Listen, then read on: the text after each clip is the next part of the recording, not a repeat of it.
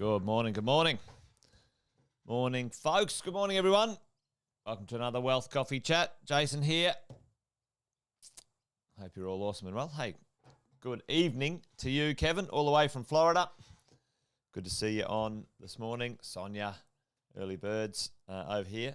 Morning for us, evening for you, Kevin. Great to have you all on this morning. Adjust my chair. I feel a bit low. Alison, how are we? Hey, wasn't around yesterday. My daughter graduated, so I was off to the graduation, which was kind of cool.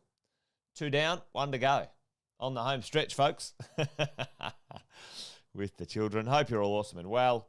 While things are warming up, I'll do the quick intros and bits and pieces. Jason Whitmore's name.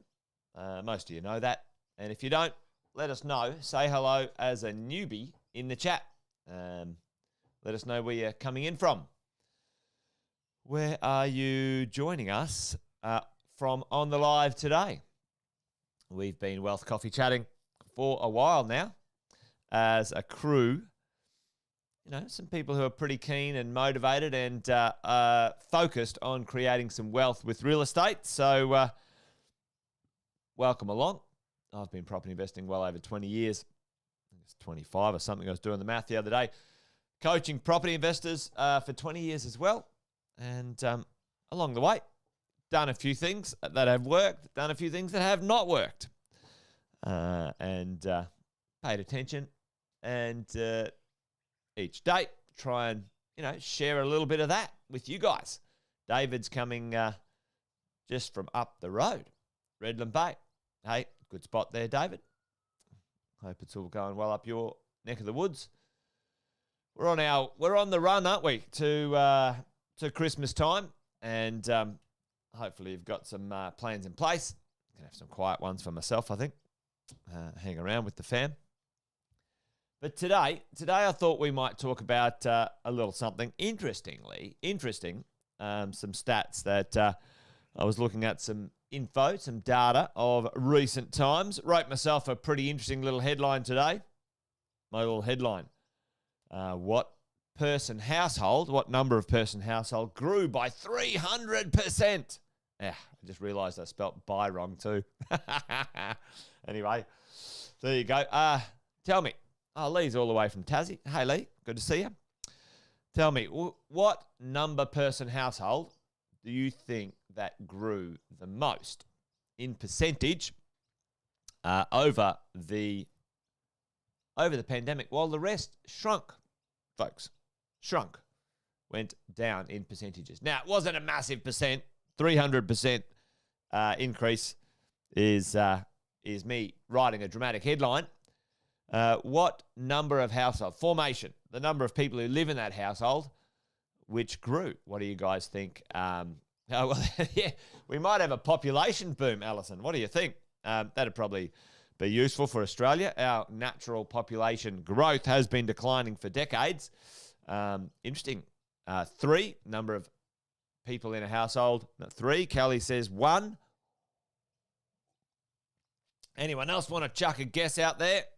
Well, in the interest of time, we shall reveal the answer. And Kelly, you get the prize. It's one person's household grew by 3% total, which was a 300% growth according to my dramatic headline. But folks, that is pretty significant when it comes to the change in rental style. Now, what reason do you guys think that might have happened? Do any of you have some thoughts or pontifications on why some of those reasons or would have occurred? Well,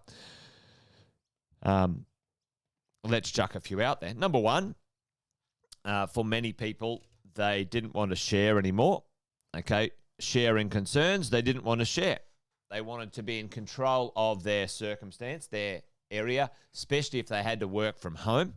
Okay, work from home became a thing, and it was pretty important for people to be able to do that, keep their jobs economically, whatever it might be. Those things for many people became a little something. Less socializing, less friends. Yeah, I don't want to be around people, etc. Right? As we go along. What other reasons might have been in there? You know, for some people, might have been the idea that, you know, they wanted to be closer or maybe even further away.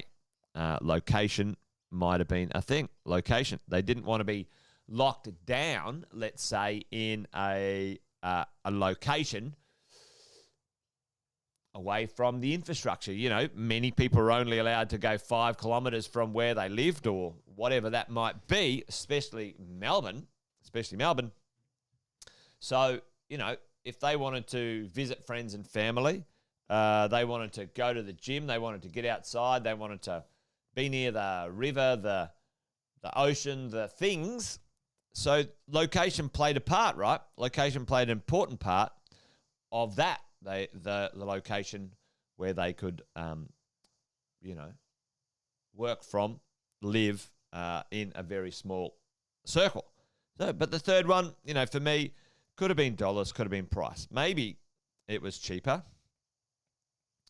to do that for the outcome. And certainly we saw in places like Melbourne, predominantly in Australia.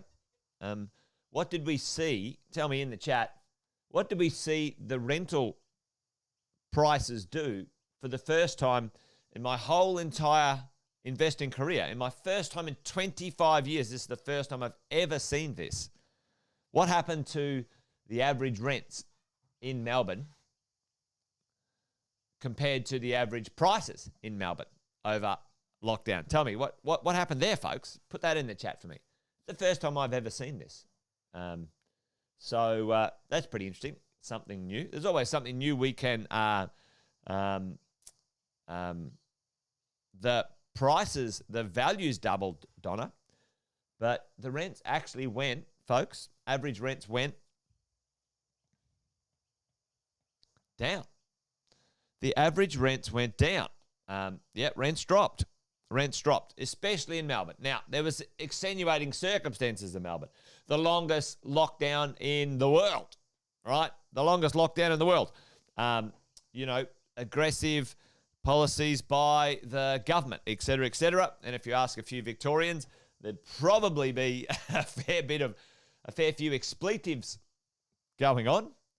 Rents went down, but the prices went up, and prices absolutely went ballistic and spastic. You guys know we've got some supply chain issues. We've got supply problems in our construction world. You know, there is literally not enough supply coming to the market, and we've been sharing that for quite a while. You know, the government's only clicking in right now. People, I mean, I've been talking about this for years. I've been seeing it coming. Maybe they should reach out and let me know if I can help. Maybe they wouldn't listen anyway. I wouldn't waste my breath. But let's have a look at what happened for, you know, by and large, or what is happening with the types of properties. Which ones are growing when it comes to houses? They're all growing when it comes to the rents. However, right now we're seeing the rents grow in houses, or the number of bedrooms in houses, you know, 4 and 5 bedroom houses. So we're seeing a little bit of a return, not necessarily a return, an increase in the acceleration, the percentage dollar value of growth of different types of rentals or rental bedrooms in the world. So that's pretty understandable. And the question is, you know, hey, this is what happened. You know, one bedders went up, while, you know, the quantity. Now, this is the quantity of these other types of, or these other formations of households went down statistically. We've seen the rents in, this is of recent times, in September, rents of 4 and 5 bedroom houses, you know, being the most, but we're still, you wouldn't complain if it was 7 or 9%, would you? For your rental growth, would you? Would you complain if your rental growth was 7%? No, that would be amazing. Amazing. Normally, we look at rental growth over a year of between 3 and 5%. All right, so this is good rental growth as well, folks. If you have a look, that's year on year and then quarter on quarter. So, but again, tell me, yeah, the night shifts can be long, can't they, Jeff? Tell me, what do you think? Before I reveal in the unit apartment space, what number of bedrooms has had the most growth when it comes to the rental growth as well? Rental growth in the number of bedrooms on average across the nation. National growth. All right, chuck that in the chat. What do you think? Yeah, 7% double your money in 10 years, Jeff. It's crazy, crazy good growth. For many of us, we're going to see plenty of rental growth over the next 3 to 5 years, folks. Plenty of rental growth. It's going to be good. The cost of money is up.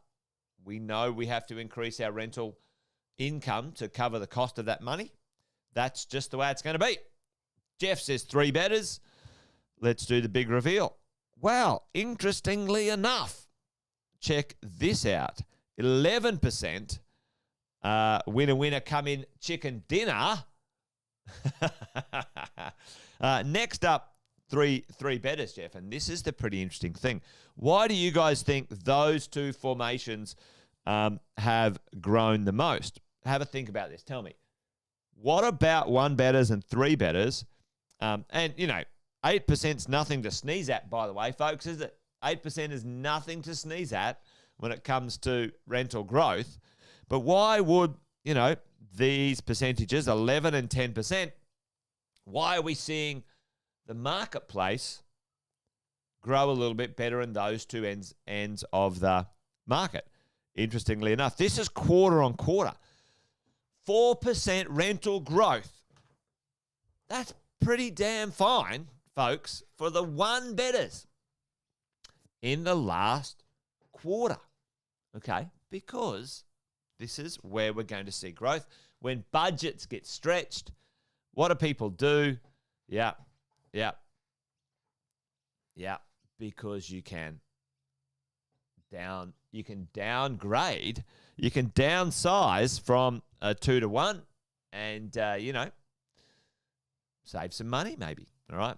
They're harder to find, dead right. Sonia, this is 3 betters, and myself and Sam invest in good 3 betters. We like the 3 betters as well in some of our mix of our portfolio, The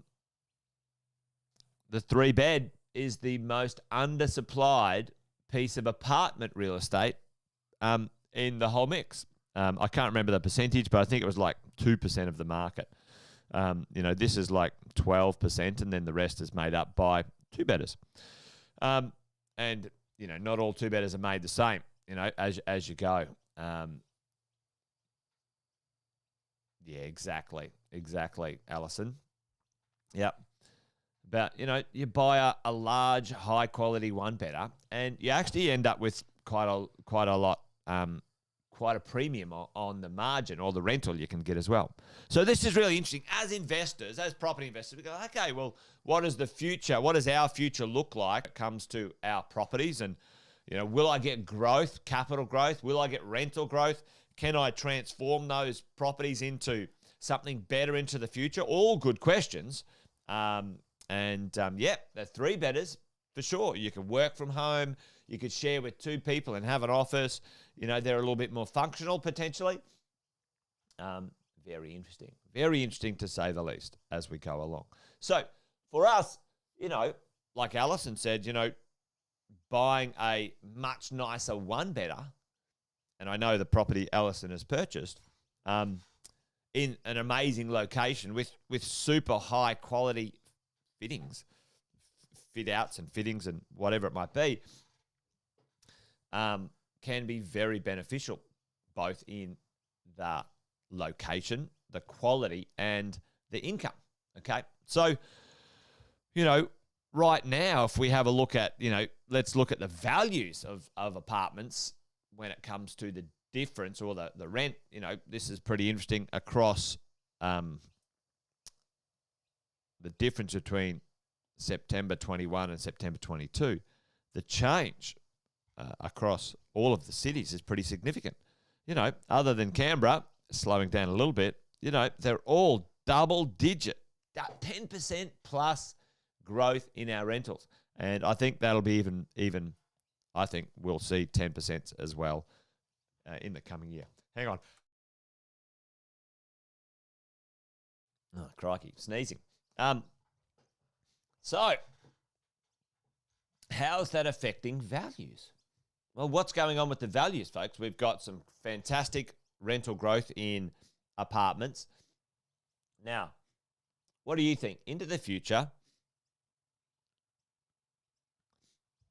let's have a look at these two together, houses and apartments. The average rental pricing of the average of a house, when you look at location, rent growth to cover our costs,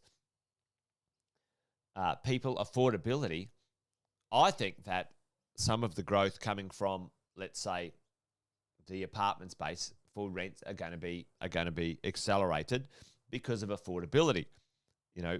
A house rent being $800 or $900 going up another 20% for affordability is pretty hard. Where if your apartment rent is $500, $550, that going up 20% from a dollar point of view can work. So interesting times ahead, folks. But there's a premium right now. At the end of the day, absolutely it does, Sharon. We get rental growth, and that's a precursor often to value growth as well. And just talking of value, this is here's one I prepared earlier, Sharon. Have a look at the difference, the percentage difference in dollar, or over here now in July. This is the most recent one I could find. Have a look at the percentage difference in the world of apartments versus houses, which is pretty interesting as well. Not only, the other rents are attractive, the values are attractive as well. So what does that all mean to us? Well, if you are in your world of buying and purchasing, you're in your acquisition phase right now, team, well, you might have a certain budget, 600, 700, maybe 500. And with house prices growing, if you want to be located better near infrastructure and other things that you want, walkable neighborhoods, etc., third places and spaces, those sorts of things which are really important, Sam talks about all the time, maybe some apartments are going to be interesting to look at, a good choice, potentially, as you grow your portfolio. Potentially, you don't want to be further away from the city, the beach, the infrastructure. All right? So, that was pretty interesting, I thought, because many investors, put their nose up at a one-bedroom property and go, it's not for me. The right one in the right spot, can perform quite nicely. Anyway, there you go. Does it mean apartments are better than houses? No. Does it mean houses are better than townhouses? No. It's a mix of types of properties for whatever reason and what you're looking to achieve into the future. So, as you go. Yeah. Yeah, boom, Alison. A good quality one better can get you off and running. That is for sure. One thing to consider. All right, that's it, folks. Wealth Coffee Chat done and dusted. It's Thursday. Tomorrow's Friday. Join me for another Wealth Coffee Chat. Andy Fenton and I are about to relaunch Wealth, Wine and Wisdom in the coming weeks. We'll let you know when that is. We'll be back at it Friday afternoons for a cheeky wine and a debrief of the week.